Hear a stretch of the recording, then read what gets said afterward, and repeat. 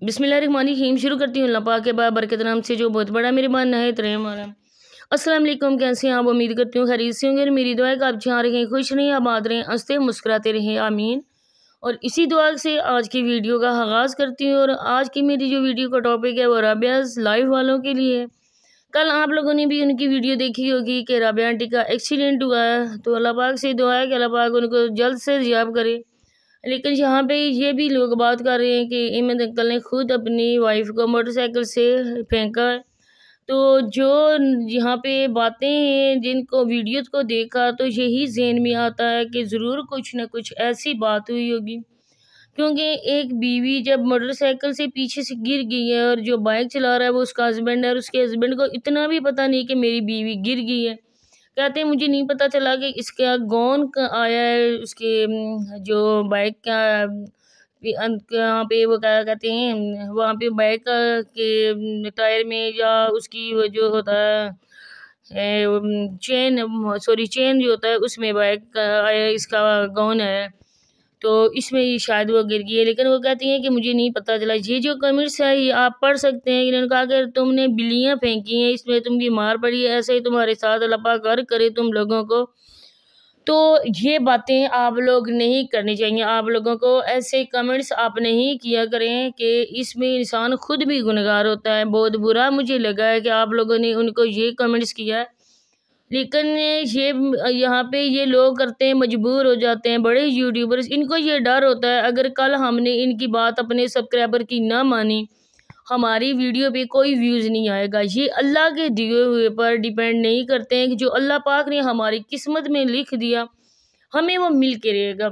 लेकिन ये करते हैं अपने सब्सक्राइबर की बातों पे यकीन, चाहे वो उनको अच्छी सलाह दें, चाहे वो उनको उल्टी पुल्टी दें, लेकिन ये उन पे बिल्कुल भी अमल करते हैं। तो बात हो रही थी कि राबिया आंटी जब गिरी हैं तो अहमद अंकल ने नहीं देखा, तो एक वाइफ गिर गई पीछे से। तो बाद में कहते हैं कि मैंने राबिया से पूछा क्या हुआ, तो राबिया कहती है कि मेरी आंखों के सामने अंधेरा आ गया। तो अहमद अंकल लाजमी आप वहाँ पे व्लॉग बना रही होंगे और आपने अपलोड वो नहीं किया कि लोग बोलेंगे कि तुम कैमरा हाथ में उठाए हुए थे और वीडियो बना रहे थे, तुम्हारी वाइफ पीछे से गिर गई।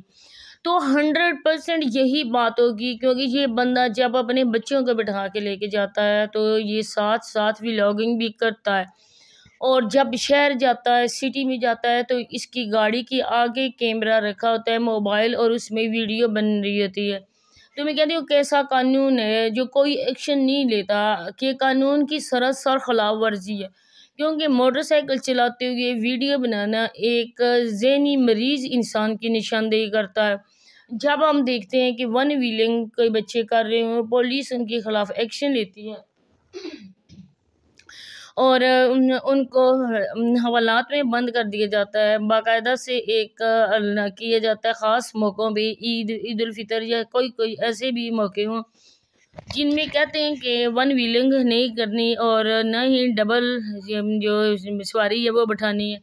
लेकिन अहमद अंकल हमारे ये एक मैच्योर इंसान, एक एज उम्र के इंसान हो के भी खिलाफ वर्जी करते हैं।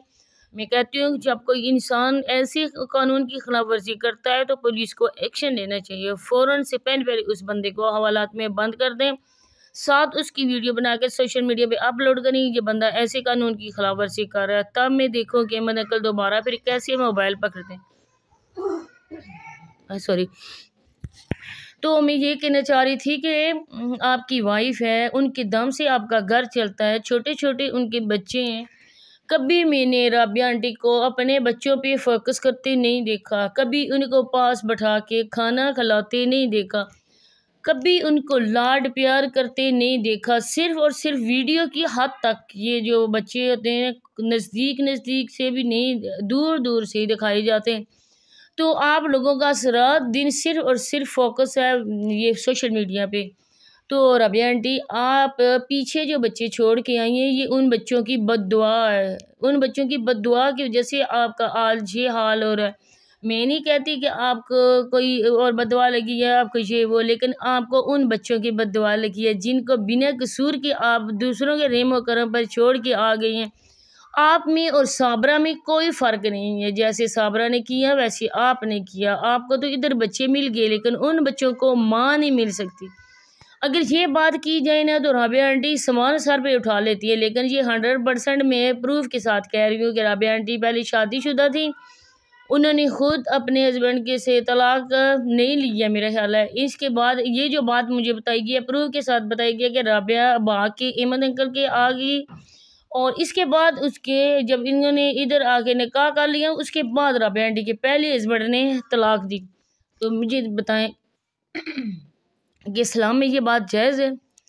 इस्लाम में इस बात का दूर दूर तक कोई ताल्लुक वास्ता है कि औरत बाकी आए और उसको निकाह कर ले और बाद में तलाक उसको बिना इद्दत के बिना तलाक लिए। तो ये जो बददुआ लग रही है ना, ये उन बच्चियों की बददुआ लग रही है जिनको राबिया आंटी छोड़ के आई, ये जवान बच्चियाँ हैं माशाल्लाह इनकी। और मैं दूसरी बात यहाँ करना चाहूँगी कि इनके हाथ बाजू ख़राब हुए, मतलब कि चोटें लगी, बाजू को चोटें लगी, लेकिन अहमद अंकल को एक चोट भी नहीं लगी। इस बात को लेकर हम कहते हैं कि अहमद अंकल ने खुद राबिया आंटी को मोटरसाइकिल से नीचे फेंका। दूसरी बात कि वो जो हाथ खा रही थी कि मेरा हाथ मूव नहीं कर सकता, लेकिन उसी हाथ से राबिया आंटी जलेबी डाल रही थी। जब मूव हाथ नहीं कर सकता, हरकत नहीं कर सकता, तो जलेबी कैसे उसी हाथ से डाली जा रही है? फिर हाथ में उठा के जाया भी जा रहा है। अगर हाथ मूव नहीं कर सकता तो कैसे राबिया आंटी जोड़ा? वो बोलो जो आपके आगे चल के लोग यकीन कर सकें। आपने घर बनवाना है, आप लोगों ने खुद को लोगों के सामने मजलूम ज़ाहिर करना है, वहाँ से ओवरसीजियों से आप लोगों ने इनकम लेनी है, रकम लेनी है, फिर आप लोगों ने घर बनाना है। झूठ वो बोलो जो लोगों को हजम हो सके। आपके अब करतूत खुल के सामने आ चुके हैं। फिर आप उम्रा करके आई हैं, अहमद अंकल आपकी वाइफ उम्रा करके आई हैं और आपकी इज्जत है, और आपने अपनी बीवी की खुद इज्जत को बदनाम किया है। किस तरह से मैं बताती हूँ। जब वो अदीब कर रही थी पट्टी और उनकी मालिश कर रही थी, आप जैसा हस्बैंड कम ही दुनिया में होगा जो कैमरा उठा के अपनी बीवी के वो पूरा बाजू नंगा दिखा रहा था लोगों को।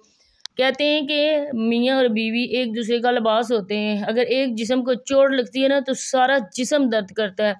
तो आप बीवी को अपनी को चोट लगी, आप मोबाइल हटा के कैमरा बंद करके ना आप अपनी बीवी की मालिश करते, अद्धी से पट्टी नहीं हो रही थी आप उसकी पट्टी करते। लेकिन आप नहीं कहती ना कि औरत को हाथ भी नहीं दिखाने चाहिए गैर मर्दों को, और उसमें भी ग्लव्स पहनने चाहिए, लेकिन आप अपनी बीवी का पूरा बाजू दिखा रहे थे, एल्बो से भी ऊपर आप अपनी बीवी का नंगा बाजू लोगों के सामने दिखा रहे थे। इस तरह से क्या मिल जाएगा आपको? चंद व्यू की खातर, चंद पैसों की खातर आप अपनी औरत की इज्जत नीलाम कर रहे हैं।